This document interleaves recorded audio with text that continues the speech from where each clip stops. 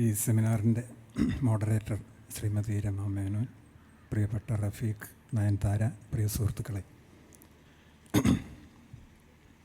പാവങ്ങൾ മലയാള സാഹിത്യത്തിൽ വിവർത്തനങ്ങളുടെ സ്വാധീനം എന്നാണ്, വിവർത്തനങ്ങളുടെ സ്വാധീനം എന്നാണ്. അപ്പോൾ അത് പാവങ്ങൾ വിവർത്തനത്തിൻ്റെ സ്വാധീനം മാത്രമല്ല. അതേസമയം വളരെ ചുരുങ്ങിയ സമയമാണുള്ളത്. അതുകൊണ്ട് വിവർത്തനങ്ങളുടെ സ്വാധീനം എന്നത് വളരെ ലഘുവായി ഒന്ന് പറഞ്ഞ് പാവങ്ങൾ വിവർത്തനം മലയാള സാഹിത്യത്തിൽ പ്രവർത്തിച്ചതിൻ്റെ എനിക്ക് തോന്നിയിട്ടുള്ള ഒന്ന് രണ്ട് കാര്യങ്ങൾ പറയാമെന്നാണ് ഞാൻ വിചാരിക്കുന്നത്. ഈ വിഷയത്തിലേക്ക് വരുമ്പോൾ വിക്ടർ ഹ്യൂഗോ തന്നെ വിവർത്തനങ്ങളെപ്പറ്റി പറഞ്ഞ ഒരാശയം വളരെ പ്രസക്തമാണെന്ന് തോന്നുന്നു. വിക്ടർ ഹ്യൂഗോയുടെ മകൻ ഫ്രാൻസ്വ വിക്ടർ ഷേക്സ്പിയർ കൃതികളിൽ ഏതോ ഒന്ന് ഫ്രഞ്ച് ഭാഷയിലേക്ക് പരിഭാഷപ്പെടുത്തി. 1865 മറ്റാണ്. അപ്പോൾ ആ പരിഭാഷയ്ക്ക് ഒരു ആമുഖം എഴുതിയത് വിക്ടർ ഹ്യൂഗോ തന്നെയാണ്. അതിൽ അദ്ദേഹം പറയുന്ന ഒരു കാര്യം, പ്രധാനപ്പെട്ട ഒരു കാര്യം, ഏതൊരു ഭാഷയിലേക്കായാലും ഒരു രാജ്യത്തിന്, ആ ഭാഷ സംസാരിക്കുന്ന രാജ്യത്തിന് ഒരു വിവർത്തനം നിങ്ങൾ കൊടുക്കുകയാണെങ്കിൽ ആദ്യം ഉണ്ടാകുന്ന പ്രതികരണം ഒരു നിഷേധത്തിൻ്റേതായിരിക്കും, റിജക്ഷൻ്റേതായിരിക്കും എന്നാണ് പറയുന്നത്. അത് തള്ളിക്കളയാനുള്ള ഒരു പ്രവണതയാണ് ആദ്യം ഉണ്ടാവുക. അവിടെ അദ്ദേഹം പറയുന്നത്, ഈ ബൂർഷ്വ അഭിരുചി യൂണിവേഴ്സൽ ടേസ്റ്റിനെ, അല്ലെങ്കിൽ പ്രാപഞ്ചികമായ സാർവത്രികമായ അഭിരുചിയെ ഭയപ്പെടുന്നു, അതിനെ ഒഴിവാക്കി നിർത്താൻ ആഗ്രഹിക്കുന്നു എന്ന കാരണം കൊണ്ട് വിവർത്തനം ആദ്യം തന്നെ സർവഥാ സ്വീകരിക്കപ്പെടുക എന്നത് പലപ്പോഴും ഉണ്ടാവില്ല എന്നാണ് അദ്ദേഹം പറയുന്നത്. പക്ഷെ മലയാളത്തിൻ്റെ ഒരു ചരിത്രം എടുത്തു നോക്കിയാൽ, ഇവിടെ ഇപ്പോൾ ശ്രീമതി രമാ മേനോൻ പറഞ്ഞതുപോലെ നമ്മുടെ ലിഖിത സാഹിത്യത്തിൻ്റെ ചരിത്രം ഒട്ടൊക്കെ വിവർത്തനങ്ങളുടെ ചരിത്രമാണ് എന്ന് നമുക്ക് പറയാം. വിവർത്തനത്തെ വിപുലമായ ഒരർത്ഥത്തിലെടുത്താൽ ആണ് അങ്ങനെ നമുക്ക് പറയാൻ സാധിക്കുക. എങ്കിലും ആ അർത്ഥത്തിലെടുത്താൽ ഒട്ടൊക്കെ അത് വിവർത്തനങ്ങളുടെ ചരിത്രമാണ്. അതുപോലെ തന്നെ ആധുനിക കാലത്തെ, ഇപ്പോൾ പാശ്ചാത്യ സമ്പർക്കത്തിന് ശേഷമുണ്ടായ സാഹിത്യ രൂപങ്ങളെയും സാഹിത്യകൃതികളെയാണല്ലോ പറയുക. ആ കാലത്തെ സാഹിത്യകൃതികളാണെങ്കിലും വളരെയൊക്കെ വിവർത്തനങ്ങളിൽ നിന്ന് പ്രചോദനം ഉൾക്കൊണ്ടതും വിവർത്തനങ്ങളുടെ സംസ്കാരം സ്വാംശീകരിച്ചതുമാണ് എന്ന് നമുക്കറിയാം. അപ്പോൾ ഇങ്ങനെ ഈ രണ്ട് ഘട്ടങ്ങളിലും വിവർത്തനങ്ങളോട് പുറംതിരിഞ്ഞ് നിൽക്കുന്ന ഒരു സമീപനമല്ല മലയാളം എന്ന ഭാഷ കൈക്കൊണ്ടിട്ടുള്ളത്. പക്ഷേ വേറെ പലരും പറഞ്ഞു കേട്ടിട്ടുള്ള അനുഭവം വെച്ച് പറയുകയാണെങ്കിൽ, മലയാളത്തിൽ നമുക്കറിയാവുന്നതുപോലെ ധാരാളം കൃതികൾ വിവർത്തനം ചെയ്യപ്പെട്ടിട്ടുണ്ട്. ഇന്ത്യൻ ഭാഷകളിൽ നിന്നും അതുപോലെ തന്നെ വിദേശ ഭാഷകളിൽ നിന്നും വിവർത്തനം ചെയ്യപ്പെട്ടിട്ടുണ്ട്.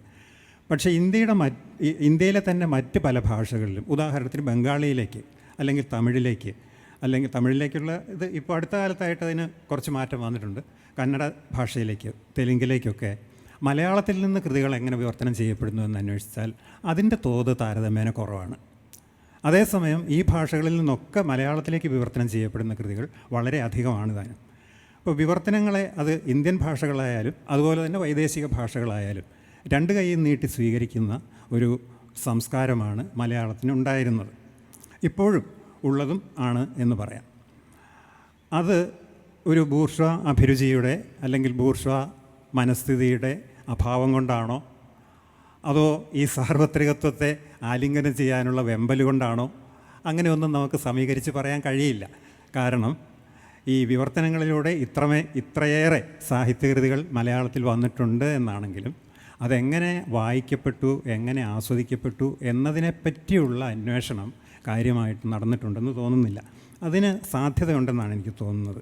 ഇപ്പോൾ വായനയുടെ ചരിത്രം ആണല്ലോ സംസ്കാരത്തിൻ്റെ ചരിത്രത്തിൻ്റെ ഒരടര്. അപ്പോൾ അതിൽ മലയാള സംസ്കാരത്തിൻ്റെ അല്ലെങ്കിൽ കേരളീയ സംസ്കാരത്തിൻ്റെ തന്നെ ചരിത്രം അന്വേഷിക്കുമ്പോൾ ഈ വായനാ ചരിത്രത്തിൽ വിവർത്തന വായനയുടെ ചരിത്രത്തിന് വലിയ ഒരു സ്ഥാനമുണ്ട്. ഇതെങ്ങനെയാണ് സ്വീകരിക്കപ്പെട്ടത്, ഏതർത്ഥത്തിലാണ് അത് സ്വാംശീകരിക്കപ്പെട്ടത് എന്നതിനെപ്പറ്റി കൂടുതൽ ആഴത്തിലുള്ള അന്വേഷണങ്ങൾ ആവശ്യമാണെന്നാണ് തോന്നുന്നത്. തൽക്കാലം അതോടെ നിൽക്കട്ടെ. പാവങ്ങളെ സംബന്ധിച്ച് പറയുമ്പോൾ വിക്ടർ ഹ്യൂഗോയുടെ ഈ അഭിപ്രായത്തിന് കുറച്ചൊക്കെ സാങ്കത്യം ഉണ്ടായിരുന്നു. അതായത് ഈ പാവങ്ങൾ മലയാളത്തിൽ വിവർത്തനം ചെയ്യപ്പെട്ടപ്പോൾ അതിനുണ്ടായ ധാരാളം ആളുകൾ അതിനെ സ്വീകരിച്ചു. ഇപ്പോൾ ഇവിടെ പറഞ്ഞതുപോലെ ഡിയിലെ മെത്രാന് നമസ്കാരം പറയുന്നത് പോലെയുള്ള സ്വീകാരം അതിനുണ്ടായി. അതേ സമയത്ത് തന്നെ അതിൻ്റെ ശൈലീഭംഗങ്ങളെപ്പറ്റിയും അതിലുപയോഗിക്കുന്ന ഭാഷാപ്രയോഗങ്ങളെപ്പറ്റിയൊക്കെ വലിയ വിമർശനങ്ങളും ആ കാലത്ത് തന്നെ ഉണ്ടായി.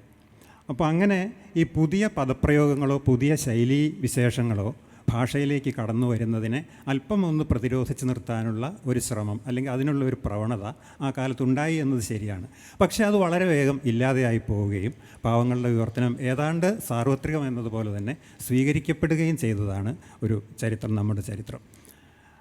അതേസമയം ഈ വിവർത്തനം എങ്ങനെ പ്രവർത്തിച്ചു മലയാളത്തിൽ, മലയാള വായനാ സമൂഹത്തിൽ എങ്ങനെ പ്രവർത്തിച്ചു എന്നതിനെക്കുറിച്ച് കൂടി ചില കാര്യങ്ങളിവിടെ പറയാമെന്നാണ് ഞാൻ വിചാരിക്കുന്നത്. അതിനു മുമ്പ് മലയാളത്തിലെ വിവർത്തനങ്ങളുടെ ചരിത്രം പറഞ്ഞപ്പോൾ ഏത് കാലത്തും വിവർത്തനങ്ങൾ അങ്ങനെ സ്വീകരിക്കപ്പെട്ടിട്ടുണ്ട് ലിഖിത ഭാഷയെ സംബന്ധിച്ചെന്ന് പറഞ്ഞാലും ഈ ലിഖിത ഭാഷാ സാഹിത്യം ഇപ്പോൾ ഈ അടുത്ത കാലത്തായിട്ട് പ്രധാനമായിട്ട് തോന്നുന്ന ഒരു കാര്യം, നമ്മൾ വിദ്യാഭ്യാസത്തിൻ്റെ ഭാഗമായിട്ടൊക്കെ സാധാരണ ഈ ലിഖിത സാഹിത്യകൃതികൾ തന്നെയാണ് മലയാള സാഹിത്യ ചരിത്രമായിട്ട് മനസ്സിലാക്കുന്നത്. രാമചരിതം മുതലുള്ള കൃതികളാണ് സാമാന്യമായിട്ട് പറഞ്ഞാൽ. ഇതിന് സമാന്തരമായി തന്നെ ലിഖിതമല്ലാത്ത വലിയ ഒരു വാങ്മയം, അതിന് സാഹിത്യമെന്ന പേര് കൊടുക്കണോ എന്നുള്ളത് നമുക്ക് രണ്ടാമത് ആലോചിക്കാവുന്നതാണ്. പക്ഷേ സാഹിത്യമെന്ന പേര് കൊടുക്കാമെന്ന് തന്നെയാണ് എനിക്ക് തോന്നുന്നത്. കാരണം സാഹിത്യം എന്ന പേരിൽ അത് വളരെ അയഞ്ഞ ഒരു ചട്ടക്കൂടായതുകൊണ്ട് ആ പദവിയിലേക്ക് സ്വാംശീകരിക്കാൻ വലിയ പ്രയാസമില്ല. അപ്പോൾ ഇങ്ങനെ ഒരു വലിയ വാങ്മയം മറ്റ് പലതിൻ്റെയും ഭാഗമായിട്ട്, ഇപ്പോൾ തെയ്യത്തോറ്റങ്ങൾ എന്ന് പറഞ്ഞാൽ തോറ്റങ്ങൾ ഒരു അനുഷ്ഠാന കലയുടെ ഭാഗമായിട്ടാണ്, അല്ലെങ്കിൽ ഒരു ശരീര കലയുടെ ഭാഗമായിട്ടാണ്. അപ്പോൾ ഇങ്ങനെ ഈ ലിഖിത രൂപത്തിലല്ലാതെ വരുന്ന അനേകം ഭാഷാവിഷ്കാരങ്ങൾ, ഈ ഭാഷാവിഷ്കാരങ്ങളെ കൂടി നമ്മളുടെ സാഹിത്യ ചരിത്രത്തിൻ്റെ ഭാഗമായി മനസ്സിലാക്കുകയാണെങ്കിൽ അതിലെ വിവർത്തനാംശം എന്ന് പറയുന്നത് എന്താണ്? ഇപ്പോൾ ഉദാഹരണത്തിന് ഭാരതമാല എന്ന കണ്ണശ കവികളിൽ ഒരാൾ എഴുതിയ ഭാരതമാലയാണ് മഹാഭാരതത്തെ ആദ്യം മലയാളത്തിൽ സംഗ്രഹിക്കുന്ന കൃതി. അത് നമുക്ക് ഇന്നത്തെ അർത്ഥത്തിൽ വിവർത്തനമാണെന്ന് പറയാം. അതേസമയം തന്നെ നിഴൽക്കുത്തുപാട്ട് എന്ന് പറയുന്നതും മഹാഭാരതത്തെ ആസ്പദമാക്കിയുള്ളതല്ല, പക്ഷേ മഹാഭാരതത്തെ റെഫർ ചെയ്യുന്ന ഒരു കൃതിയാണ് നിഴൽക്കുത്തുപാട്ട്. ഈ നിഴൽക്കുത്തുപാട്ടിനെ നമുക്ക് എത്ര വിപുലമായ വിവർത്തന സങ്കല്പം കൊണ്ട് അളന്നാലും വിവർത്തന കൃതി എന്ന് പറയാൻ കഴിയില്ല. അത് ഇവിടെ ഉണ്ടായ ഒരു കൃതിയാണ്. ഇവിടെ ഉണ്ടായ ഒരു അനുഷ്ഠാനത്തിന് വേണ്ടിയിട്ട്, ഇപ്പോൾ വേലൻ പാട്ടിന് വേണ്ടിയിട്ടോ അല്ലെങ്കിൽ ഈ പാണൻ പാട്ടിന് വേണ്ടിയിട്ടോ ഇങ്ങനെ ഒരു അനുഷ്ഠാനത്തിന് വേണ്ടിയിട്ട് അല്ലെങ്കിൽ ഒരു അവതരണ രൂപത്തിന് വേണ്ടിയിട്ട് ഇവിടെ ഉദിച്ചുയർന്ന ഒരു വാഗ്രൂപമാണ് നിഴൽക്കുത്തിൻ്റേത്. അതിൽ ചില റെഫറൻസുകൾ മഹാഭാരതമെന്ന് നമുക്ക് കാണാൻ കഴിയുന്ന അല്ലെങ്കിൽ മഹാഭാരതത്തിലേക്ക് മുമ്പോട്ട് കൊണ്ടുപോകാൻ കഴിയുന്ന ചില പരാമർശ ബിന്ദുക്കളുണ്ടെന്നല്ലാതെ അതിന് നമുക്ക് വിവർത്തനത്തിൻ്റെ പരിധിയിലേക്ക് കൊണ്ടുവരാൻ കഴിയില്ല. അതേസമയം ലിഖിത സാഹിത്യമായ ഭാരതമാലയെയോ അല്ലെങ്കിൽ പിന്നെ എഴുത്തച്ഛൻ്റെ പാട്ടുകളെയോ കൃഷ്ണഗാഥയെയോ കുഞ്ചൻ നമ്പ്യാരുടെയോ അല്ലെങ്കിൽ ആട്ടക്കഥകളെയോ ഒക്കെ തന്നെ നമുക്ക് വിശാലമായൊരർത്ഥത്തിൽ വിവർത്തനത്തിൻ്റെ പരിധിയിലേക്ക് കൊണ്ടുവരാൻ കഴിയും. ഇന്ന് നമ്മൾ നമ്മുടെ ചരിത്രത്തെ നോക്കുമ്പോൾ ഈ പറഞ്ഞ ഈ അല്പം അടിത്തട്ടിൽ കിടക്കുന്ന ഈ വാഗ്രൂപങ്ങൾ കൂടി പരിഗണിക്കുകയാണെങ്കിൽ വിവർത്തനങ്ങളുടെ ഒരു ചരിത്രം മാത്രമല്ല, വിവർത്തനേതരമായ വാഗ്രൂപങ്ങളുടെ കൂടി ഒരു ചരിത്രം നമുക്ക് കണ്ടെത്താൻ സാധിക്കും. അതേസമയം ഈ ലിഖിത സാഹിത്യമെന്ന് നാം മനസ്സിലാക്കുന്ന വിവർത്തനങ്ങളുടെ ചരിത്രത്തിന് ഒട്ടും താഴ്മ അതുകൊണ്ട് വരുന്നുമില്ല. അത് വളരെ പ്രധാനമായിട്ട് തന്നെ നിൽക്കുന്നു. അതിനെ ഒഴിവാക്കിക്കൊണ്ട് നമുക്ക് മലയാള സാഹിത്യത്തിൻ്റെ ചരിത്രം പറയാൻ കഴിയില്ല. ആ നിലയ്ക്ക് വിവർത്തനങ്ങൾ മലയാള സാഹിത്യത്തിൽ വലിയ പങ്ക് വഹിച്ചിട്ടുണ്ട്. പക്ഷേ ഇവിടെ നിന്ന് വലിയ ഒരു വിച്ഛേദം ഈ 19-ാം നൂറ്റാണ്ടോട് കൂടിയിട്ട് 19-ാം നൂറ്റാണ്ടിൻ്റെ രണ്ടാം പകുതിയോട് കൂടിയിട്ടുണ്ടാകുന്നുണ്ട്. അവിടെയും വിവർത്തനങ്ങൾ പ്രവർത്തിച്ചിട്ടുണ്ട്. എങ്ങനെയാണ് മലയാളത്തിൽ പ്രവർത്തിച്ചതെന്ന് ചോദിച്ചാൽ ആദ്യഘട്ടത്തിലെ പോലെയല്ല. ആദ്യഘട്ടത്തിലെ വിവർത്തനങ്ങൾ, വിശാലാർത്ഥത്തിലുള്ള വിവർത്തനങ്ങൾ രൂപ നിർമ്മാണത്തിന് സഹായകമായിരുന്നില്ല. അപ്പോൾ അതായത് പാട്ട് സാഹിത്യത്തിൽപ്പെട്ട ഒരു കൃതി രാമചരിതം അല്ലെങ്കിൽ കണ്ണശരാമായണം അല്ലെങ്കിൽ ഭാരതമാല, ഇതിൻ്റെ രൂപം എന്ന് പറയുന്നത് ആ സാഹിത്യ രൂപം ഇവിടെ തന്നെ ഉണ്ടായി വരുന്നതാണ്. പൂർണ്ണമായിട്ട് കേരളത്തിലുണ്ടായി വരുന്നതെന്നല്ല പറയുന്നത്. തമിഴകത്തിൻ്റെ സംസ്കാരം അതിലുണ്ടാവും, നമ്മുടെ ഒരു പഴയ ദക്ഷിണേന്ത്യൻ സംസ്കാരത്തിൻ്റെ അല്ലെങ്കിൽ സംസ്കാരത്തിൻ്റെ സ്വാധീനങ്ങളുണ്ടാവും. പക്ഷേ ഇതേ മട്ടിലുള്ള ഒരു പാട്ട് തമിഴിലില്ല, ഇതേ മട്ടിലുള്ള ഒരു പാട്ട് കന്നഡത്തിലോ അല്ലെങ്കിൽ തെലുങ്കിലോ കാണാൻ സാധിക്കില്ല.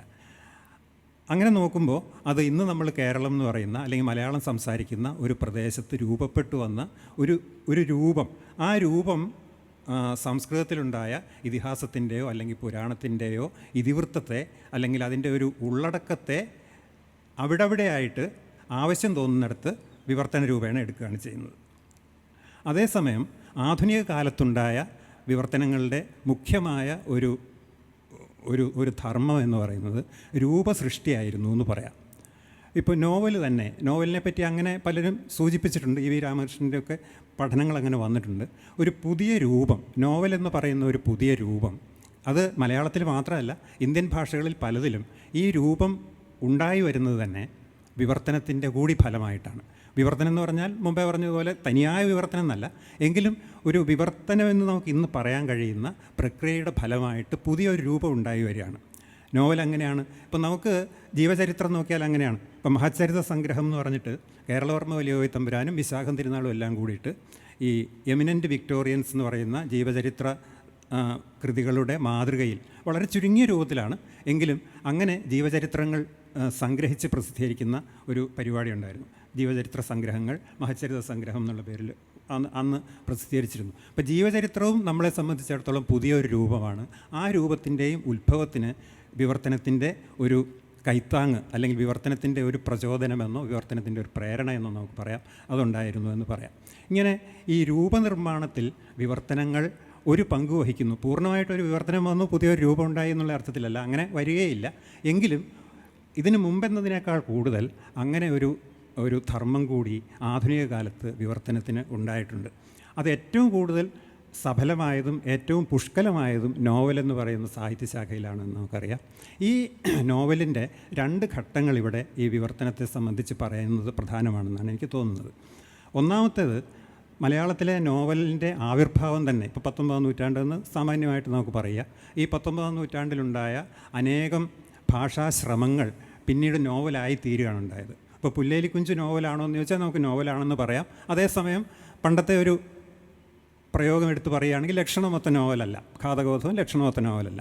ഈ ലക്ഷണമൊക്കാത്തതാണെങ്കിലും ഈ ലക്ഷണമൊക്കായ്മ ശരിക്കും നോവലെന്ന് പറയുന്ന പുതിയൊരു രൂപത്തിലേക്കുള്ള പ്രയാണത്തിൻ്റെ വളരെ പ്രധാനപ്പെട്ട ചില നാഴികക്കല്ലുകളായിരുന്നു. ആ നാഴികക്കല്ലുകളിലൂടെയാണ് പുതിയൊരു നോവലിവിടെ രൂപപ്പെട്ടു വന്നത്.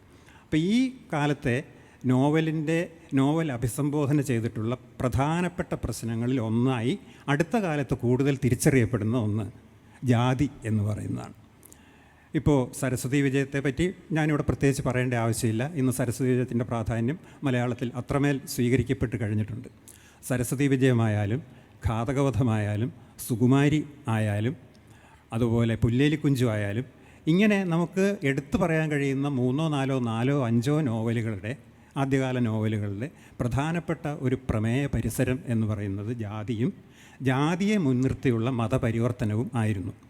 ഇത് അവതരിപ്പിച്ചത് എങ്ങനെയാണ്? അതിൻ്റെ ഭാഷയെപ്പറ്റിയോ അതിൻ്റെ രൂപത്തെപ്പറ്റിയോ ഒക്കെയുള്ള വിമർശനങ്ങളെല്ലാം നിലനിർത്തിക്കൊണ്ട് തന്നെ ഇങ്ങനെ ഒരു പ്രശ്നത്തെ അഭിസംബോധന ചെയ്തു എന്നത് വളരെ പ്രധാനപ്പെട്ട ഒരു കാര്യമായിട്ട് തന്നെ ഇന്ന് നമുക്ക് നോക്കിക്കാണാൻ സാധിക്കും. ഇതിന് സമാന്തരമായിട്ട് തന്നെ കവിതയിലും പ്രവർത്തനങ്ങൾ നടക്കുന്നുണ്ട്.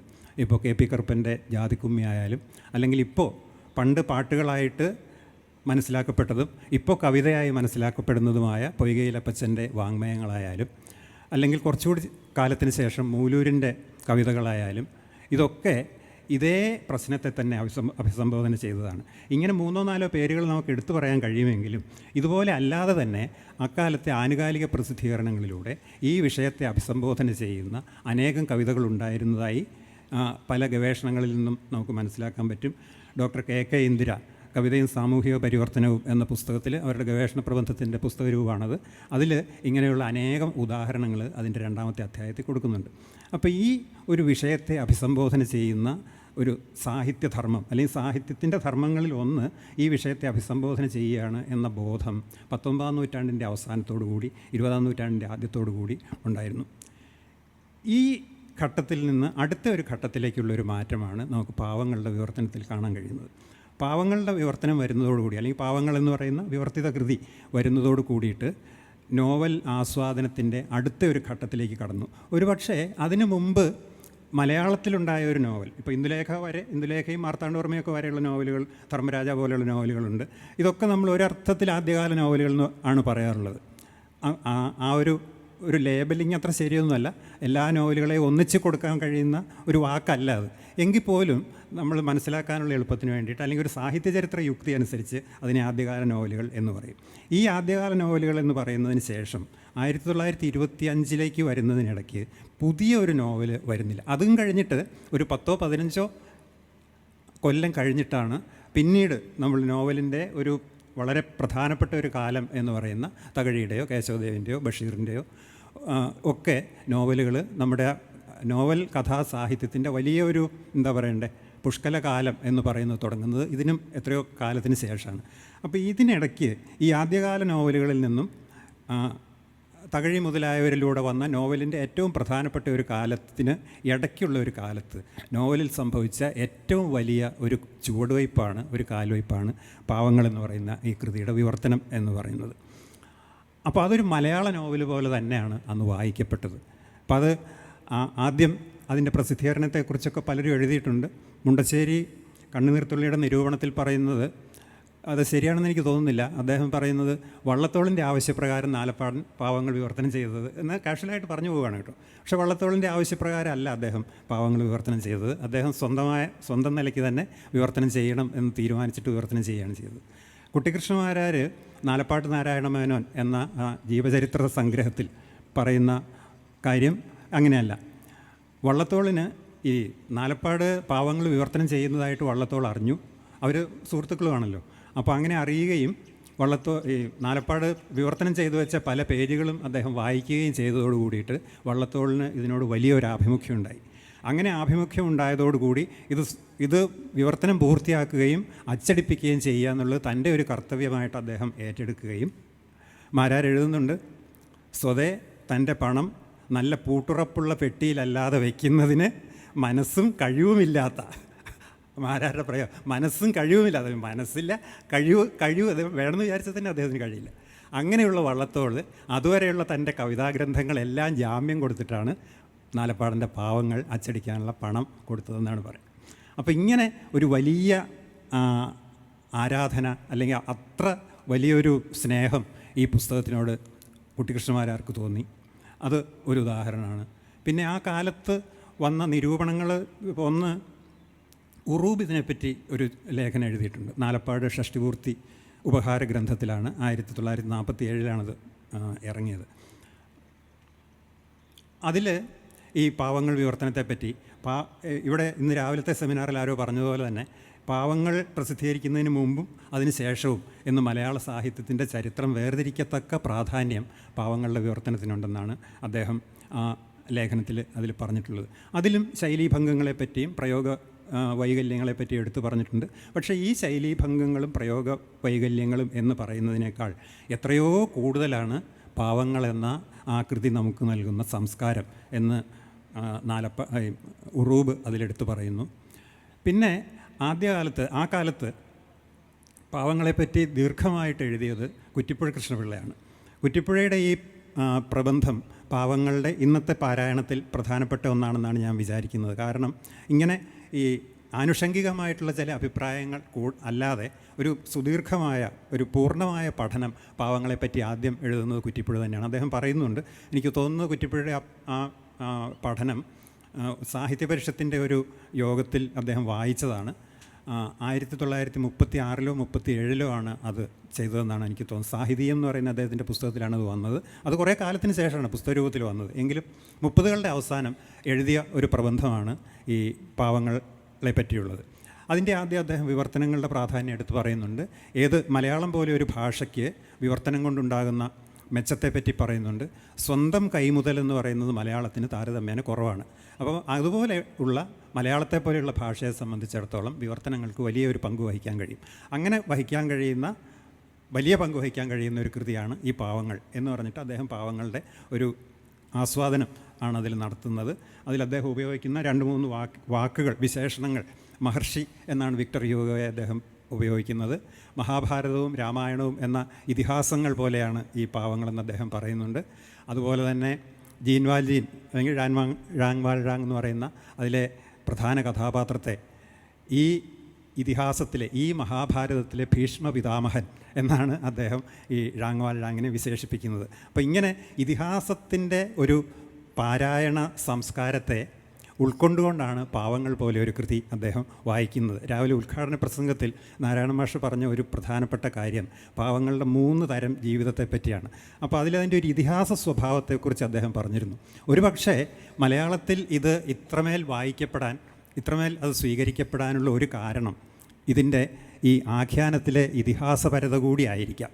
അതിങ്ങനെ തുടങ്ങി വിരിഞ്ഞ് പോകുന്നു. ഇപ്പോൾ മഹാഭാരതത്തിലോ രാമായണത്തിലോ ഏതിലാണെങ്കിലും ഒരു ചെറിയ രൂപത്തിൽ അത് തുടങ്ങിയിട്ട് കുറച്ചുകൂടി വലുതായിട്ട് അവസാനം എത്തുമ്പോഴേക്കും ഇതിലെ കഥാപാത്രങ്ങൾ തന്നെ നമ്മൾ കണ്ടാലറിയാത്തതുപോലെ മാറിപ്പോകുന്നവരുണ്ട്, അതുപോലെ തന്നെ സ്വഭാവത്തിൽ മാറിപ്പോകുന്നവരുണ്ട്. ഇങ്ങനെ വലിയൊരു വ്യാപ്തി, വലിയൊരു പരപ്പ് ഈ നോവലിനുണ്ട്.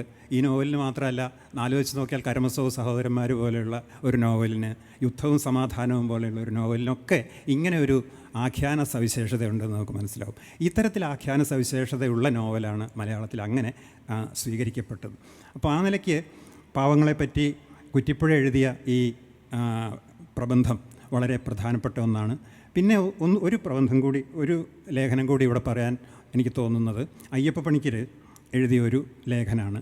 അയ്യപ്പ പണിക്കർ വിശ്വസാഹിത്യകൃതികൾ മലയാളത്തിൽ എന്ന് പറഞ്ഞ് അദ്ദേഹത്തിൻ്റെ ലേഖന സമാഹാരത്തിൻ്റെ ആദ്യത്തെ വോളിയം 1982 ഇറങ്ങിയ ആദ്യത്തെ വോളിയത്തിൽ അവസാന ഭാഗത്തായിട്ട് വിശ്വസാഹിത്യകൃതികൾ മലയാളത്തിൽ എന്ന ഒരു ലേഖനം എഴുതിയിട്ടുണ്ട്. അതിൽ ശരിക്കും ഈ പരിഭാഷകൾ എങ്ങനെയാണ് മലയാള സാഹിത്യത്തിൽ സ്വീകരിക്കപ്പെടുന്നത് എന്നുള്ള ഒരു കാര്യം തന്നെയാണ് എഴുതുന്നത്. അതിൽ 3 പ്രധാനപ്പെട്ട പരിഭാഷകളെപ്പറ്റി അദ്ദേഹം പറയുന്നു. ഒന്ന് കേരളവർമ്മ വലിയ തമ്പുരാൻ്റെ ശാകുന്തള പരിഭാഷയാണ്. മറ്റൊന്ന് കേരളവർമ്മയുടെ തന്നെ അക്ബർ പരിഭാഷയാണ്. പിന്നെ ഒന്ന് നാലപ്പാടൻ്റെ, ഈ 3 അല്ല 4 ഉണ്ട് കേട്ടോ, നാലപ്പാടൻ്റെ പാവങ്ങൾ പരിഭാഷയാണ്. പിന്നെ ഒന്ന് NK ദാമോദരൻ്റെ കരമസവ് സഹോദരന്മാരുടെ അതുപോലെ പൊസസ്ഡ് എന്ന് പറയുന്ന കൃതിയുടെയും പരിഭാഷകളാണ്. അപ്പം ഇങ്ങനെ ഈ 4 പരിഭാഷാ ഘട്ടങ്ങളിലൂടെ അദ്ദേഹം കടന്നു പോവുകയും ഇതിൽ എങ്ങനെയാണ് ഇപ്പോൾ കേരളവർമ്മയുടെ പരിഭാഷ നോക്കിയാൽ നമുക്കറിയാം, അത് ഒരു പുതിയ നാടക സംസ്കാരം ഇവിടെ ഉണ്ടാക്കി എന്നുള്ളത് ശരിയാണെങ്കിലും ആ പരിഭാഷ വായിച്ച് അതിനെ അനുകൂല സ്വരത്തോടു കൂടിയിട്ടാണ് ആ പരിഭാഷയെപ്പറ്റി അദ്ദേഹം അതിൽ പറയുന്നത്. എങ്കിലും അതിൽ നിന്ന് എത്രയോ വ്യത്യസ്തമാണ് പാവങ്ങൾ പോലെ ഒരു ഗദ്യകൃതിയുടെ പരിഭാഷ എന്ന് പറയുന്നത്. അപ്പോൾ എനിക്ക് പലപ്പോഴും തോന്നിയിട്ടുണ്ട്, ഈ കഴിഞ്ഞ നൂറ്റാണ്ടിൻ്റെ ആദ്യഘട്ടത്തിലും 19-ാം നൂറ്റാണ്ടിൻ്റെ അവസാന ഘട്ടത്തിലുമായിട്ട് ധാരാളം വിവർത്തനങ്ങൾ മലയാളത്തിലുണ്ടായിട്ടുണ്ട്. ഇങ്ങനെ ഉണ്ടായിട്ടുള്ള വിവർത്തനങ്ങളിൽ നല്ലൊരു പങ്ക് പദ്യത്തിലുള്ള വിവർത്തനങ്ങളാണ്. ഈ പദ്യ വിവർത്തനങ്ങൾ ശരിക്കും മലയാളത്തിൽ ചെയ്തുകൊണ്ടിരുന്നത് മലയാളത്തിൽ നിലവിലുണ്ടായിരുന്ന പദ്യ സംസ്കാരത്തെ, ആ ശ്ലോക സംസ്കാരത്തെ സമ്പന്നമാക്കുക എന്നുള്ളൊരു ക്രിയയാണ്. അങ്ങനെ ഒരു പ്രക്രിയയാണ് വിവർത്തനങ്ങളിലൂടെ അവർ ചെയ്തിരുന്നത്. അവർ ഒരു പരിധിവരെ ലക്ഷ്യം വെച്ചിരുന്നതും അതുതന്നെയാണ്. ഇപ്പോൾ ശാകുന്തളത്തിനാണ് മലയാളത്തിൽ ഏറ്റവും കൂടുതൽ പരിഭാഷ ഉണ്ടായിട്ടുള്ളത്, അല്ലെങ്കിൽ ഏറ്റവും കൂടുതൽ പരിഭാഷ ഉണ്ടായിട്ടുള്ള ഒരു കൃതി ശാകുന്തളമാണ്. പല ആളുകളും ശാകുന്തളത്തിൻ്റെ ഗദ്യഭാഗങ്ങൾ വിവർത്തനം ചെയ്യാതെ ശ്ലോകങ്ങൾ മാത്രം വിവർത്തനം ചെയ്ത ശാകുന്തളങ്ങളുള്ളതായിട്ട് എനിക്കറിയാം. അപ്പോൾ അവരെ സംബന്ധിച്ചിടത്തോളം ശാകുന്തളം എന്ന് പറയുന്ന ഒരു നാടകമല്ല, നേരെ മറിച്ച് ശ്ലോക സമാഹാരമാണ്. ഈ ശ്ലോക സമാഹാരം മലയാളത്തിലാക്കുന്നതോടുകൂടി മലയാളത്തിലുള്ള ശ്ലോകരചനാ സമ്പ്രദായത്തെ, ശ്ലോകരചനാ സംസ്കാരത്തെ കൂടുതൽ സമ്പന്നമാക്കുന്നതിനുള്ള സങ്കേതങ്ങൾ സ്വീകരിക്കുകയാണ് അവരതിൽ നിന്ന് ചെയ്യുന്നത്. ഇതിൽ നിന്ന് തികച്ചും വ്യത്യസ്തമായ ഒരു കാര്യമാണ് ഈ പാവങ്ങൾ പോലെ ഒരു വിവർത്തനത്തിൽ വരുന്നത്. അതിൽ നിലവിലുള്ള ഗദ്യ സംസ്കാരത്തെ സമ്പന്നമാക്കുകയല്ല, നേരെ മറിച്ച് നിലവിലുള്ള ഗദ്യ സംസ്കാരത്തെ ഒരർത്ഥത്തിൽ അട്ടിമറിക്കുക തന്നെയാണ് ചെയ്യുന്നതെന്ന് പറയും. കേരളവർമ്മയുടെ അക്ബർ വിവർത്തനത്തിനുള്ള ഒരു പ്രത്യേകത അതാണ്. അപ്പോൾ അയ്യപ്പ പണിക്കർ അക്ബർ വിവർത്തനത്തെപ്പറ്റി അതിൽ പറയുന്നുണ്ടെങ്കിൽ പോലും കേരളവർമ്മയുടെ ഈ ശാകുന്തള വിവർത്തനവും അക്ബർ വിവർത്തനവും തമ്മിൽ വലിയ വ്യത്യാസമില്ല. അങ്ങനെ പറയുന്ന ഒരു അതിവാദമാണ്, എനിക്കറിയാം. അതിവാദമാണെങ്കിൽ തന്നെ വലിയ വ്യത്യാസമില്ല. കാരണം എന്താണെന്ന് വെച്ചാൽ കേരളവർമ്മ അന്ന് മലയാളത്തിൽ അദ്ദേഹത്തിൻ്റേതായി നിലനിർത്തിയിട്ടുള്ള അല്ലെങ്കിൽ സ്ഥാപിച്ചെടുത്തിട്ടുള്ള ഭാഷാ സംസ്കാരത്തെ ഗദ്യപദ്യ വ്യത്യാസം ഇല്ലാതെ ഉപയോഗിക്കുകയാണ് അക്ബറിലും ശാകുന്തളത്തിലും ചെയ്യുന്നത്. അതേസമയം ഗദ്യപദ്യങ്ങൾ തമ്മിൽ വലിയ വ്യത്യാസമുണ്ടെന്ന് നമുക്കറിയാം. ഗദ്യത്തിൻ്റെ സംസ്കാരവും പദ്യത്തിൻ്റെ സംസ്കാരവും വളരെ വ്യത്യസ്തമാണ്. അപ്പോൾ ഈ വ്യത്യസ്തതയെ വളരെ പെട്ടെന്ന് നമ്മുടെ മനസ്സിൽ കൊണ്ടുവരുന്ന തരത്തിലുള്ള ഒരു തർജ്ജമയായിരുന്നു, ഒരു വിവർത്തനമായിരുന്നു പാവങ്ങളുടെ വിവർത്തനം എന്ന് പറയുന്നത്. അതുകൊണ്ട് നിലവിലുള്ള ഭാഷാ സംസ്കാരത്തെ, ഗദ്യ സംസ്കാരത്തെ സമ്പന്നമാക്കുകയല്ല, നേരെ മറിച്ച് പുതിയൊരു ഗദ്യ സംസ്കാരം കൊണ്ടുവരികയാണ് ഈ പാവങ്ങളുടെ വിവർത്തനത്തിലൂടെ ചെയ്തത്. ഈ കാര്യം അയ്യപ്പ പണിക്കർ ഇതേ ഭാഷയിൽ അതിൽ പറയുന്നില്ല. നേരെ മറിച്ച് അദ്ദേഹം പറയുന്നത് അതിനുണ്ടായ ചില വൈകല്യങ്ങളെക്കുറിച്ചാണ്. മരിയൂസ് എന്നുള്ള ഭാഗത്തു നിന്ന് ഒരു പാരഗ്രാഫ് അദ്ദേഹം ഇംഗ്ലീഷിൽ ഉദ്ധരിച്ചിട്ട് അതിന് നാലപ്പാട് കൊടുക്കുന്ന തർജ്ജമയും ഉദ്ധരിക്കുന്നുണ്ട്. അപ്പോൾ അത് നോക്കിയാൽ ചില ഭാഗത്തൊക്കെ നമുക്കൊരു പ്രയാസം തോന്നും. കാരണം എന്താ വെച്ചാൽ അപ്പുറം മുട്ടാത്ത വാക്യങ്ങളും ഇതൊക്കെ അതിൽ കാണും. അതുപോലെ ചില വാക്കുകളുടെ അർത്ഥത്തിൽ സംശയം തോന്നും. ഇതൊക്കെ ശരിയാണ്. പക്ഷെ ഇങ്ങനെയൊക്കെ ആണെങ്കിലും അത് വായിച്ചു വരുമ്പോൾ അതൊരു കഥയുടെ ഭാഗമായിട്ട് അല്ലെങ്കിൽ ഒരു ഫുൾ ടെക്സ്റ്റായിട്ട് അത് വായിച്ചു വരുമ്പോൾ ഇതൊരു വൈകല്യമായിട്ട് തോന്നില്ല. കാരണം എല്ലാ വാക്കിൻ്റെ അർത്ഥം മനസ്സിലാക്കിയിട്ടല്ലല്ലോ നമ്മളൊരു കാര്യം വായിക്കുന്നത്.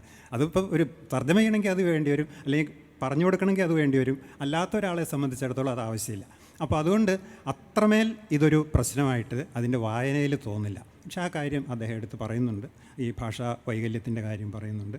പക്ഷേ അതിനെയൊക്കെ കവിഞ്ഞു നിൽക്കുന്ന ഒരു പ്രാധാന്യം ഈ പാവങ്ങളുടെ വിവർത്തനത്തിനുണ്ടെന്നാണ് അയ്യപ്പ പണിക്കരും ലേഖനത്തിൽ സ്ഥാപിക്കുന്നത്. അപ്പോൾ ഈ നിരൂപകരുടെ വായനയെപ്പറ്റി പറഞ്ഞത് എന്തിനാണെന്ന് ചോദിച്ചാൽ, നമ്മുടെ പാവങ്ങൾ വായനയുടെ ഒരു സ്വഭാവം നിരൂപകരുടെ ഈ വായനയിൽ നിന്ന് നമുക്ക് മനസ്സിലാക്കാൻ സാധിക്കും. ഭാഷാപരമായ വൈകല്യങ്ങളെപ്പറ്റി ആരും അങ്ങനെ കണ്ണടയ്ക്കുന്നില്ലെങ്കിൽ തന്നെ അതിനെ കവിഞ്ഞു നിൽക്കുന്ന ഒരു സ്വാധീനമാണ്, അതിനെ കവിഞ്ഞു നിൽക്കുന്ന ഒരു സാംസ്കാരിക സ്വാധീനമാണ് പാവങ്ങളിൽ നിന്ന് ഉണ്ടായത് എന്ന് പറയുന്നുണ്ട്. ഈ പാവങ്ങളിൽ നിന്ന് സ്വാംശീകരിക്കുന്ന സംസ്കാരത്തെ സംബന്ധിച്ച് കൂടി ഒന്ന് രണ്ട് കാര്യങ്ങൾ പറഞ്ഞുകൊണ്ട് ഈ സംഭാഷണം അവസാനിപ്പിക്കാമെന്നാണ് ഞാൻ വിചാരിക്കുന്നത്. പാവങ്ങളിൽ നിന്ന് എന്ത് വായിച്ചു എന്ന് ചോദിച്ചാൽ, ഇപ്പോൾ നമ്മളെല്ലാവരും തന്നെ സ്കൂൾ ക്ലാസ്സിൽ മെത്രാനും മെഴുകുതിരിക്കാലും എന്ന ആ ഭാഗം ഏതെങ്കിലും പേരിൽ ഇംഗ്ലീഷിലോ മലയാളത്തിലോ പഠിച്ചിട്ടുണ്ടാവും.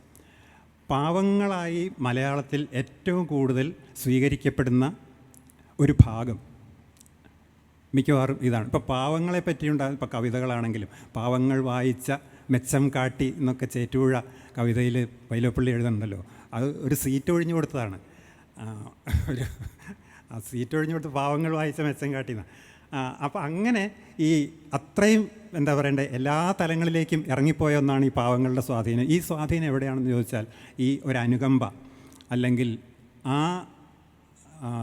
കരുണ, അനുകമ്പ, അതുപോലെ തന്നെ ഒരു ത്യാഗം, ഈ ത്യാഗത്തിൽ നിന്ന് ഉരുത്തിരിയുന്ന ഒരു വ്യക്തിസങ്കല്പം എന്ന് പറയുന്നത് വളരെ പ്രധാനമായിട്ട് പാവങ്ങളിൽ നമുക്ക് കാണാൻ സാധിക്കും.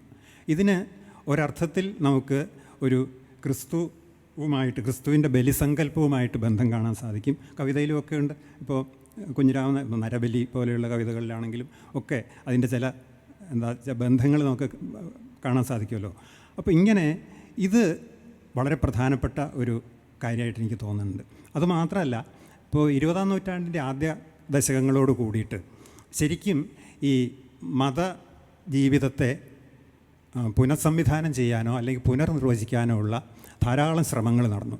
അതിൽ പ്രധാനപ്പെട്ട ഒരു കാര്യം എന്താണെന്ന് വെച്ചാൽ, ഈ ആചാരാനുഷ്ഠാനങ്ങളിൽ നിന്ന് വിടുന്നതും ഒരർത്ഥത്തിൽ ഗ്രന്ഥകേന്ദ്രീകൃതവും എന്ന് പറയാവുന്ന ഒരു മതപുനർവിഭാവനമാണ്. ഗ്രന്ഥകേന്ദ്രീകൃതം എന്ന് പറയാൻ എല്ലാവരും പുസ്തകം വായിച്ചിട്ടല്ല, പക്ഷേ ഗ്രന്ഥങ്ങൾ, ഇപ്പോൾ ഭഗവത്ഗീത പ്രധാനപ്പെട്ട ഒരു ഗ്രന്ഥമായിട്ട് ഉയർന്നു വരുന്നു. അതോടൊപ്പം തന്നെ ഈ ധർമ്മപദത്തിന് 1925 മൂലൂരിൻ്റെ പരിഭാഷ വന്നു. അതിൻ്റെ നൂറ്റാണ്ടും കൂടിയാണ് കേട്ടോ, മൂലൂരിൻ്റെ പരിഭാഷയുടെ നൂറ്റാണ്ടാണ്. പക്ഷേ അതിനും 10 കൊല്ലം മുമ്പ് 1915 തേലപ്പുറത്ത് നാരായണൻ നമ്പി ധർമ്മപദം മലയാളത്തിൽ പരിഭാഷപ്പെടുത്തിയിട്ടുണ്ട്. അപ്പോൾ 20-ാം നൂറ്റാണ്ടിൻ്റെ ആദ്യഘട്ടത്തിൽ തന്നെ ധർമ്മപദത്തിൻ്റെ പരിഭാഷ വരുന്നു. ഇതോടൊപ്പമാണ് ഇപ്പോൾ ഈ ആദ്യകാല നോവലുകളുടെ കാലത്ത് ബൈബിൾ പ്രധാനമായിട്ട് പ്രവർത്തിച്ചിരുന്നതിൽ നിന്ന് കുറച്ചുകൂടി വ്യത്യസ്തമായിട്ട് യേശുക്രിസ്തു എന്ന് പറയുന്ന ഒരു മാനവിക ബിംബത്തെ ഈ ബൈബിൾ വിവർത്തനങ്ങളിലൂടെയും അല്ലെങ്കിൽ അതിനെ മുൻനിർത്തിയിട്ടുള്ള പലതരം ആഖ്യാനങ്ങളിലൂടെയും ഇവിടെ സ്വാംശീകരിക്കാൻ തുടങ്ങി. അത് കവിതയിലായാലും കഥയിലായാലും ഒക്കെ അതിൻ്റെ ഒരു വരവുണ്ടായി. അപ്പോൾ ഈ ബുദ്ധനായാലും ക്രിസ്തു ആയാലും അല്ലെങ്കിൽ ഗീതാകർത്താവായാലും, ഭഗവത്ഗീതാകർത്താവ് ശരിക്കും അതിനോട് ചേരില്ല, എന്നാലും അതിനോട് ചേർക്കാനുള്ള ശ്രമങ്ങൾ ഈ ധർമ്മപദത്തിൻ്റെ പല വ്യാഖ്യാനങ്ങളും നോക്കിയാൽ അറിയാം. അതിൽ പലപ്പോഴും ഈ ബുദ്ധധർമ്മത്തെ വിശദീകരിക്കുമ്പോൾ ഭഗവത്ഗീതയിലെ ധർമ്മവുമായിട്ട് താരതമ്യപ്പെടുത്തുന്നുണ്ട്. അത്രയ്ക്ക് താരതമ്യപ്പെടുത്താൻ പറ്റില്ലെങ്കിൽ പോലും അത് താരതമ്യപ്പെടുത്താനുള്ളൊരു പ്രേരണയുണ്ടായി എന്നുള്ളതാണ് പ്രധാനം. അപ്പോൾ ഈ നിലയിൽ മതത്തെ പുനർവിഭാവനം ചെയ്യുമ്പോൾ അത് വ്യക്തികാര്യമായിട്ട് കൂടി മാറിക്കഴിയുമ്പോൾ അങ്ങനെ ഒരു മതജീവിത സങ്കല്പത്തിന് വലിയ വളം കൊടുക്കുന്ന ഒന്നായിരുന്നു ഈ പാവങ്ങളിലൂടെ വന്നിട്ടുള്ള ക്രിസ്തു സങ്കല്പം എന്ന് പറയാം. ക്രിസ്തു സങ്കല്പം എന്ന് പറയാൻ പറ്റില്ല, അതിൻ്റെ അവസാന ഭാഗത്ത് ഈ അതിൻ്റെ പല സ്ഥലങ്ങളിലും ഈ ഴാങ്വാൽ ഴാങ്ങിൻ്റെ അന്തസ്സംഘർഷങ്ങൾ, ഒരു തലയോട്ടിയിൽ ഒരു കൊടുങ്കാറ്റ് എന്ന് പറയുന്ന ഒരു വലിയ ഇതുണ്ട്. അപ്പോൾ ആ അധ്യായം അവസാനിക്കുന്നത് 18 നൂറ്റാണ്ടുകൾക്ക് മുമ്പ് ഇതുപോലെ ഒരു പാനപാത്രം മുമ്പിൽ വെച്ചിട്ട് ഒരാൾ ഇങ്ങനെ പറഞ്ഞിട്ടുണ്ട്. യേശുക്രിസ്തു എന്ന് പറയുന്നില്ല, പക്ഷെ അതാണെന്ന് നമുക്ക് മനസ്സിലാവും. അപ്പോൾ അതുപോലെ ഈ ഓരോ സമയത്തുള്ള ഒരു പുടംവെപ്പാണ് ജീവിതം എന്ന് ഈ നോവലിൻ്റെ ഏതാണ്ട് അവസാന ഘട്ടത്തിൽ പറയുന്നുണ്ട്. അപ്പോൾ ഇതൊക്കെ വാച്യമായിട്ട് പറഞ്ഞാലും ഇല്ലെങ്കിലും ഒരു ക്രിസ്തു സങ്കല്പത്തിൻ്റെ സ്വീകരണമായിട്ടോ അല്ലെങ്കിൽ അതിൻ്റെ ഒരു എന്താ പറയണ്ടേ ആ ഒരു സംസ്കാരത്തിൻ്റെ സ്വീകരണമായിട്ടോ ഒക്കെ നമുക്ക് പറയാൻ സാധിക്കും. അപ്പോൾ ഒരു പക്ഷേ അതുകൂടി ഈ പാവങ്ങളുടെ സ്വീകരണത്തിനും സ്വാംശീകരണത്തിനും ഒരു കാരണമായിരിക്കാം എന്നാണ് എനിക്ക് തോന്നുന്നത്. അതുപോലെ തന്നെയാണ് ഇപ്പോൾ പിന്നീട് വന്ന ഇപ്പോൾ കുറ്റവും ശിക്ഷയും എന്നുള്ള നോവലിലൂടെ നന്നായി സ്വീകരിക്കപ്പെട്ടു. അതിൽ ഈ സോണിയയുടെ മുമ്പിൽ മുട്ടുകുത്തുന്ന റാസ്കോൾനിക്കോഫ് എന്ന് പറയുന്നത് ശരിക്കും മനുഷ്യരാശിയുടെ വേദനയ്ക്ക് മുമ്പിലാണ് മുട്ടുകുത്തുന്നതെന്ന് പറയുന്നുണ്ടല്ലോ. അതുപോലെ തന്നെയാണ് ഇപ്പോൾ ഇവാൻ കരമസോവിനെ കൊണ്ട് ഈ മതദ്രോഹ വിചാരകൻ്റെ കവിത എഴുതിപ്പിക്കുകയും അതിൽ ഈ ക്രിസ്തു മതവും തമ്മിലുള്ള വ്യത്യാസത്തെക്കുറിച്ച് അല്ലെങ്കിൽ സംഘർഷത്തെക്കുറിച്ച് വലിയ ആലോചനകൾ നടത്തിക്കുകയും ചെയ്യുന്നത് അങ്ങനെയാണ്. അതുപോലെ ഇപ്പോൾ യുദ്ധവും സമാധാനവും എന്നതിലാണെങ്കിലും അതിനേക്കാൾ കൂടുതൽ റിസറക്ഷൻ എന്ന് പറയുന്ന നോവലിലാണെങ്കിലും ശരിക്കും ആലോചിച്ച് നോക്കിയാൽ യുദ്ധവും സമാധാനവും പോലെയോ അന്നാ കരേനിന പോലെയോ നല്ലൊരു നോവലല്ല ഉയർത്തെഴുന്നേൽപ്പെങ്കിൽ പോലും മലയാളത്തിൽ കുറ്റിപ്പുഴ കൃഷ്ണപിള്ള, കുട്ടിക്കൃഷ്ണമാരാർ മുതലായി പ്രധാനപ്പെട്ട നിരൂപകരെല്ലാം ടോൾസ്റ്റോയുടെ ഏറ്റവും മഹത്തായ കൃതിയായി പറഞ്ഞിട്ടുള്ളത് റിസറക്ഷനാണ്. അല്ല അതാണോ അല്ലയോ എന്നുള്ളതിനേക്കാൾ കൂടുതൽ എന്തുകൊണ്ടങ്ങനെ പറഞ്ഞു, അങ്ങനെ പറയാനുണ്ടായ ഒരു സാഹചര്യം എന്ന് പറയുന്നത് ഈ പറഞ്ഞതുപോലെ ഇതിൽ വരുന്ന ഒരു മൂല്യസങ്കല്പമാണ് എന്ന് പറയാം. ഇങ്ങനെ ഒരു മൂല്യസങ്കല്പത്തിൻ്റെ അടിസ്ഥാനത്തിൽ വായിക്കാവുന്ന ധാരാളം ഘടകങ്ങൾ ഈ പാവങ്ങളിലുണ്ട്. പക്ഷേ ഇന്ന് നമ്മൾ തിരിഞ്ഞു നോക്കുമ്പോൾ ഇതല്ലാത്ത കുറേ ഘടകങ്ങളും കൂടി ഇതിലുണ്ട്. ആ ഘടകങ്ങളിലേക്ക് കൂടി ശ്രദ്ധ ചെലുത്തണം. അതിലൊന്നാണ് ഓവുചാലുകളെപ്പറ്റി, അഴുക്കുചാലുകളെപ്പറ്റി പറഞ്ഞല്ലോ. അതുമാത്രമല്ല, എനിക്ക് വളരെ പ്രധാനമായിട്ട് തോന്നിയ ഒരു ഭാഗം ഈ 2ാം വോള്യത്തിൻ്റെ ഏതാണ്ട് മധ്യഭാഗത്തായിട്ട് വരുന്ന ഈ കന്നഭാഷ എന്ന് പറയുന്ന 2ഓ 3ഓ അധ്യായങ്ങളിൽ അദ്ദേഹം പറയുന്നുണ്ട്. ഞാൻ അതിൻ്റെ ചില ഉദാഹരണങ്ങൾ എഴുതിയിട്ടുണ്ട്, പക്ഷേ അത് പറയാൻ സമയമില്ല. ഈ കന്നഭാഷ എന്നതിനെ പാവങ്ങൾ പോലെ ഒരു നോവലിൽ ഇത്ര പ്രാധാന്യത്തോടു കൂടി പറയാൻ തോന്നിയെന്നത് വലിയൊരു കാര്യമായിട്ടാണ് എനിക്ക് തോന്നുന്നത്. എന്താണ്, എല്ലാവരും കന്നഭാഷ ഉപയോഗിക്കുന്നതാണ്, പക്ഷേ അതിൽ ആവർത്തിച്ച് 3ഓ 4ഓ ഭാഗങ്ങളിൽ പറയുന്നുണ്ട് എന്താണ് കന്നഭാഷ. അത് കഷ്ടപ്പാടിൻ്റെ ഭാഷയാണ്, അത് അന്ധകാരത്തിൻ്റെ ഭാഷയാണ്, അത് അവഗണനയുടെ ഭാഷയാണ്, അടിച്ചമർത്തലിൻ്റെ ഭാഷയാണ്. അപ്പോൾ ഇങ്ങനെ കഷ്ടപ്പെടുകയും അടിച്ചമർത്തപ്പെടുകയും അന്ധകാരം അനുഭവിക്കുകയും ചെയ്യുന്നവരുടെ ഭാഷയാണ് കന്നഭാഷ. ആ ഭാഷ അത് അസഭ്യമാണെന്നോ അശ്ലീലമാണെന്നോ പറഞ്ഞ് തള്ളിക്കളയുന്നത് ശരിയല്ല എന്ന് എത്ര ദീർഘമായിട്ടാണ് വിക്ടർ ഹ്യൂഗോ അതിൽ വർണ്ണിക്കുന്നതെന്ന് നമുക്ക് ആലോചിച്ചാൽ അറിയാം. അപ്പോൾ അതിൽ കവികൾ ഉപയോഗിക്കുന്നത് തന്നെയാണെന്ന് പറയുന്നുണ്ട്. എല്ലാ അലങ്കാരങ്ങളും ഇങ്ങനെയാണ്. രൂപകാതിശയോക്തിയെപ്പറ്റി അത് പറയുന്നുണ്ട്. നികീരി ഉപമാനത്തെ ഇല്ലാതെയാക്കുകയാണല്ലോ, ഉപമാനം മാത്രം പറയുകയാണ്. ഈ ഉപമാനം മാത്രം പറയുന്നത് എല്ലാ ജീവിത രംഗങ്ങളിലുള്ളവർ ചെയ്യും. ഡോക്ടർമാർ ചെയ്യും, എൻജിനീയർമാർ ചെയ്യും, മെക്കാനിക്കുകൾ ചെയ്യും, ഇവരൊക്കെ ചെയ്യും. പക്ഷേ അത് സാമാന്യവൽക്കരിച്ച് പറയുന്നുണ്ടെങ്കിലും അതല്ല കന്നഭാഷയുടെ ഒരു സത്തയായിട്ട് അദ്ദേഹം എടുത്തു പറയുന്നത് ഈ പറഞ്ഞ കഷ്ടപ്പെടുന്നവരുടെയും അധ്വാനിക്കുന്നവരുടെയും അടിച്ചമർത്തപ്പെട്ടവരുടെയും ഭാഷയാണ്. അവർക്കൊന്നും പറയാനില്ലാത്തപ്പോൾ പറയുന്ന ഭാഷയാണ്. അവിടെ ഒരു കാര്യം കൂടി അദ്ദേഹം പറയുന്നുണ്ട്, നിങ്ങൾ ഓർക്കുന്നുണ്ടാവും. ഈ തണ്ടുവലി ശിക്ഷ അതിലെ വളരെ പ്രധാനപ്പെട്ട ഒരു ഭാഗമാണല്ലോ. തണ്ടുവലി ശിക്ഷയ്ക്ക് വിധിക്കപ്പെട്ട ആളുകളെ ഒരു തുറുങ്കിലടയ്ക്കും. ആ തുറുങ്ക് എന്ന് പറഞ്ഞാൽ ഒരു തുരങ്കം പോലെയാണ്. അതിന് കഷ്ടിച്ച് 8 അടി പൊക്കം മാത്രമേ ഉള്ളൂ. അവിടെ നിന്ന് ഇങ്ങനെ ഈ ചങ്ങല കണ്ണികൾ ഇങ്ങനെ തൂങ്ങി കിടക്കും. അതിലൊരു ഇരുമ്പ് വളയം ഉണ്ടാവും. ആ ഇരുമ്പ് വളയത്തിലേക്ക് ഇതിൽ ഓരോരുത്തരുടെയും കഴുത്ത് അങ്ങോട്ട് കൊടുക്കും. അത് കഴിഞ്ഞാൽ പിന്നെ അനങ്ങാൻ സാധിക്കില്ല, താഴെയൊക്കെ ചെളിയാണ്. അപ്പോൾ കഷ്ടിച്ച് നിൽക്കാനേ പറ്റുള്ളൂ, കിടക്കാൻ സാധിക്കില്ല. അപ്പോൾ ഈ അവസ്ഥയിൽ അവരിങ്ങനെ വിധി കാത്ത് കിടക്കുകയാണ്. എന്നാൽ പിന്നെ തണ്ടുവലി ശിക്ഷയ്ക്ക് കൊണ്ടുപോകണമെന്ന് മാത്രമേ നോക്കാനുള്ളൂ. അപ്പോഴാണ് ഇവിടെ നിന്ന് അപ്പങ്ങൾ എറിഞ്ഞു കൊടുക്കും ഈ ചെളിയിലേക്ക്. അത് കാലുകൊണ്ട് ഇങ്ങനെ തട്ടിത്തെറിപ്പിച്ച് വായിൽ വീണാ ഭാഗ്യം, വീണില്ലെങ്കിൽ വീണില്ല, അത്രേ ഉള്ളൂ. അങ്ങനെയാണ് അവരുടെ ഭക്ഷണം. ഇങ്ങനെ കഴിയുന്ന ആളുകളെ പറ്റി അദ്ദേഹം പറയുന്നത്, ഇങ്ങനെ നരകസമാനമായ ജീവിതം നയിക്കുന്നവർക്ക് എന്ത് ചെയ്യാൻ സാധിക്കും? അവർക്ക് ഈ നരകസമാനമായ ജീവിതം ജീവിക്കാൻ മാത്രമേ സാധിക്കുകയുള്ളൂ. ഒന്നുകൂടി പറയുന്നുണ്ട്, ആ സമയത്ത് പിന്നെ എന്ത് ചെയ്യാൻ സാധിക്കും? അവർക്ക് പാട്ട് പാടാൻ സാധിക്കും എന്ന് പറയുന്നുണ്ട്. അപ്പോൾ യാതൊരു പ്രതീക്ഷയും ഇല്ലാത്തടത്ത് പാട്ട് പറ്റി നിൽക്കുന്നു എന്നാണ് പറയുന്നത്. അപ്പോൾ എന്തുകൊണ്ടായിരിക്കും വിക്ടർ ഹ്യൂഗോവിന് അങ്ങനെ ഒരു ഭാവന പാട്ടിനെ പറ്റി തോന്നിയത്? ശരിക്കും ഇത് പാട്ട് മാത്രം ആവണമെന്നില്ല. ഇത് ഭാഷയുടെ തന്നെ ഒരു ആദിമ സ്വഭാവം, ഭാഷയുടെ ഉത്ഭവ സ്വഭാവം എന്നൊക്കെ പറയാവുന്ന വലിയ യാതനയുമായിട്ട് ബന്ധപ്പെട്ട് ഈ മനുഷ്യ ചേഷ്ടകളിൽ പ്രധാനപ്പെട്ട ഭാഷയെ ബന്ധിപ്പിക്കാനും അതുപോലെ തന്നെ കലകളിൽ നമുക്ക് വേണമെങ്കിൽ വളരെ പ്രാഥമികം എന്ന് പറയാവുന്ന സംഗീതത്തെ ബന്ധിപ്പിക്കാനും ഒക്കെയുള്ള ശ്രമങ്ങളാണ്. ശരിയാണോ തെറ്റാണോ നമുക്കതിൻ്റെ പിന്നാലെ പോകണമെന്നൊക്കെ ഉള്ളത് വേറെ കാര്യം. പക്ഷേ ഇങ്ങനെ ഉള്ള ആലോചനകൾ കൂടി ഈ നോവലിൽ പല ഭാഗങ്ങളിലായിട്ട് കാണാം. ഓവുചാലുകളെപ്പറ്റി, കന്നഭാഷയെപ്പറ്റി, അതുപോലെ തന്നെ ഈ പറഞ്ഞ തണ്ടുവലി ശിക്ഷകളെപ്പറ്റി ഇതൊക്കെ കാണാം. അതുപോലെ വലിയ തിന്മയുടെ പ്രതീകങ്ങളായിട്ടുള്ള ആളുകളെ ഇതിൽ അവതരിപ്പിക്കുന്നുണ്ട്. ഇപ്പം എല്ലാവർക്കും അറിയാവുന്ന തെനാർദിയൻ എന്ന് പറയുന്ന ആ കുടുംബക്കാർ തന്നെ ഒന്നടങ്കം അവർ ദുർമൂർത്തികളാണ്, ഈ ദുഷ്ടമൂർത്തികളാണ്. പക്ഷേ ഒരു സന്ദർഭത്തിൽ ഇയാൾ ആൾമാറാട്ടമൊക്കെ നടത്തി റൺദ്രോത്ത് എന്ന് പറയുന്ന ഒരു പേരിൽ താമസിക്കുന്ന സമയത്ത് ഈ ഴാങ്വാൽ ലാങ് അവിടെ വലിയ ഒരു സഹായത്തോടു കൂടി ചെല്ലുമ്പോൾ ഇയാൾ പറയുന്ന ഒരു കാര്യമുണ്ട്.